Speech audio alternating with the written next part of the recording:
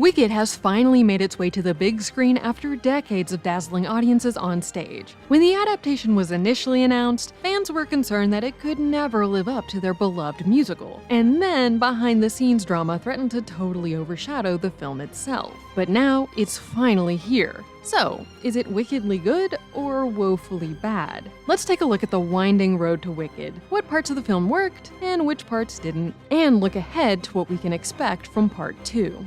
Wicked the stage musical has become a cultural phenomenon in its own right, becoming a pretty instant fan favorite after it premiered in 2003, and has gone on to be the second highest grossing Broadway show of all time. This on its own would have made a film adaptation of the property unavoidable. But of course, this story has its own long connection to the movies. Wicked the musical is based very loosely on Gregory Maguire's 1995 novel, Wicked: The Life and Times of the Wicked Witch of the West, which was a more three-dimensional look at the life of the titular Wicked Witch of the West, who became an iconic figure in the public consciousness with her brief villainous appearance in the 1939 classic The Wizard of Oz. I'll get you, my pretty, and your little dog too. Which was itself based off of Frank L. Baum's 1900 children's novel The Wonderful Wizard of Oz. I've never heard of a beautiful witch before. Only bad witches are ugly. While the 1939 film has been cemented in most audiences' minds as the adaptation of the story, as we discussed in our video on that movie's history, it wasn't the first time the story was put to screen, and certainly not the last. Because Dorothy's hero's journey was so touching and unforgettable, it's been retold countless times in the near century since it blazed into theaters. Taking that well-known story and using it to explore themes of belonging and finding one's true self is a long-standing part of its history. One of the most iconic retellings is 1978's The Wiz, which, like both Wicked and The Wizard of Oz, first appeared on Broadway. In this adaptation, Dorothy isn't a pigtailed little girl from Kansas, but a young schoolteacher from Harlem, played by the legendary Diana Ross. There's a whole world out there, and you'll have to begin by letting people see who you really are. This version took the original story's themes of being an outcast in a confusing world and applied it more directly to real-world issues faced by people ostracized in society. In this case, Dorothy struggles as a young black woman. Home is knowing your mind, knowing your heart, knowing your courage. If we know ourselves, we're always home. Wicked the book decided to take a look at the story's themes of alienation and coming to find confidence in oneself from a different perspective, from that of the story's villain, here named Elphaba. The book, as its title suggests, is specifically about her, the girl who would go on to become the Wicked Witch of the West, the motivations behind her choices, and how she was shaped by and used by a cruel world. The book is quite political, more interested in Elphaba's activism and attempts to combat the oppression she sees in the world. Some of this made it into the book's stage adaptation, but with most of the sharper edges sanded way down. The focus was also shifted to be more about Elphaba and Galinda turned Glinda, with Glinda's role being magnified significantly, and the political themes sidelined in favor of a story about friendship. Interestingly, part of this shift also comes from the framing of the telling of the story.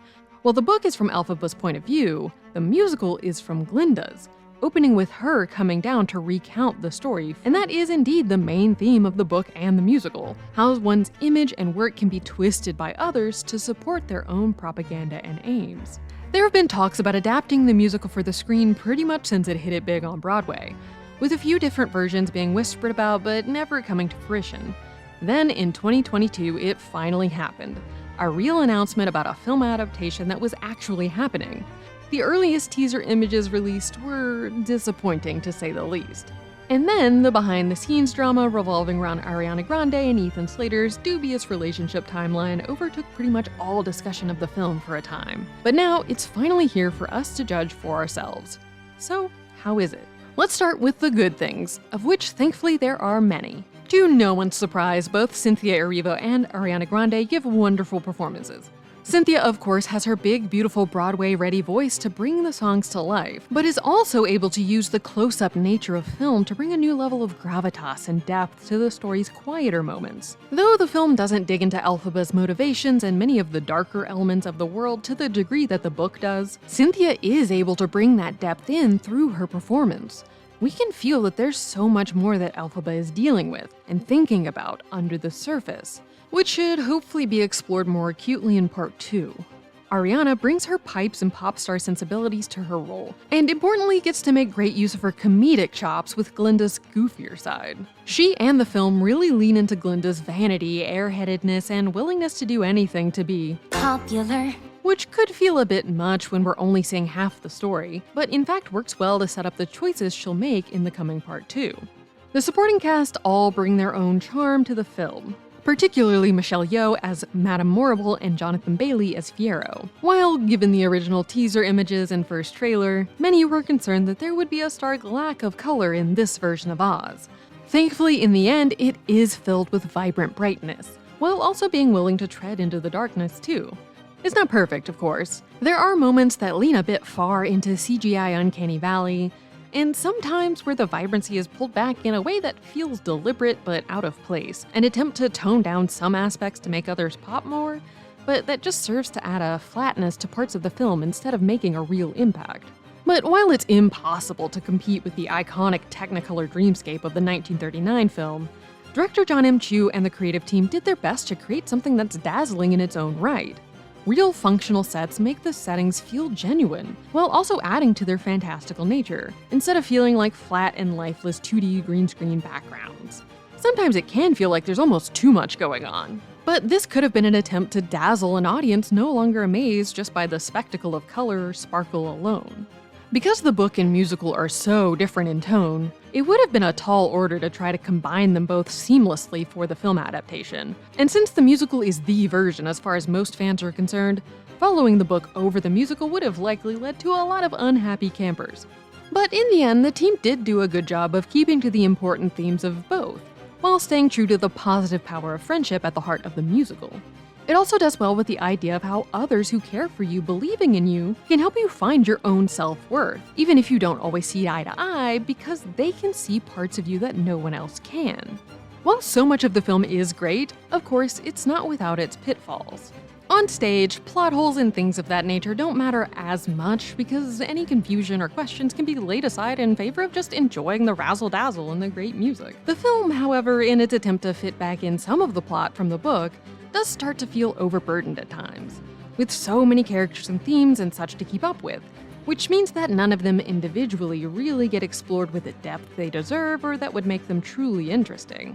It might at first be surprising that any threads in the film could possibly feel a little thin, given that its runtime is bloated out to 2 hours and 40 minutes for just this first half, which is nearly the same runtime for the entire musical. But in those additions are some attempts to put back in the seeds of some of those deeper themes from the book, like the full breadth of the political subjugation and ostracization of the animals at the hands of the government, which is a much larger and more bleak part of the book, but without fully delving into their darkness so as not to disturb the more generally upbeat nature of the musical. But also, some of what is lost in the messaging is just due to the fact that we're only getting half of the story here. Some arcs and ideas feel half-finished because they literally are. Where this film ends is just the intermission of the stage musical, but instead of spending 15 minutes reading the playbill, we have to wait a year for the rest of the story. We can't see the hints of these darker themes coming to the surface as we reach the end of this installment. Part 2, covering the show's second act, is where all of these deeper, more intense themes come home to roost. And so only time will tell just how Chu and the team will handle them. If they'll really make an effort to dig in and confront some hard truths in the way the book does, or seek to keep things commercial and light in the way of the stage adaptation. Given how closely the themes of ostracization, oppression, having to choose between morals and power, and the cloud of propaganda are to our current moment, one would hope that they do take the opportunity to really explore them, especially given all of the extra runtime. Wicked is a fun, faithful adaptation of the first act of the musical, and does justice to that version of the story and its great songs. The basic messages of the story are timeless, yet also particularly relevant in our current moment, especially the importance of standing up for what's right, and for those less powerful than you, even if you might get vilified for it. Part 2 will have a bit of an uphill battle to deal with. The two most iconic songs from the show were already in Part 1, and given that Act 2 is already shorter than Act 1, to bulk it out to feature length, they're either going to have to add more from the book, which will make it quite a bit darker than the musical, or just add a bunch of filler, which will likely drag it down. The book is really a tragedy, and Elphaba's story is treated as such, so it will be interesting to see how far Part 2 is willing to tread in that direction in a genuine way. From part 1, it's clear that Chu and the entire team really do love the story and the characters, so we're sure they'll do their best to do it all justice in the second installment, which we can't wait to see. Let us know, if you've already seen the movie, what did you think? And are you a bigger fan of the book, the musical, or did you just go in totally blind? And which way do you think they should go with part 2? Incorporate more elements from the book, keep it strictly to the musical's plot, or a combo of both?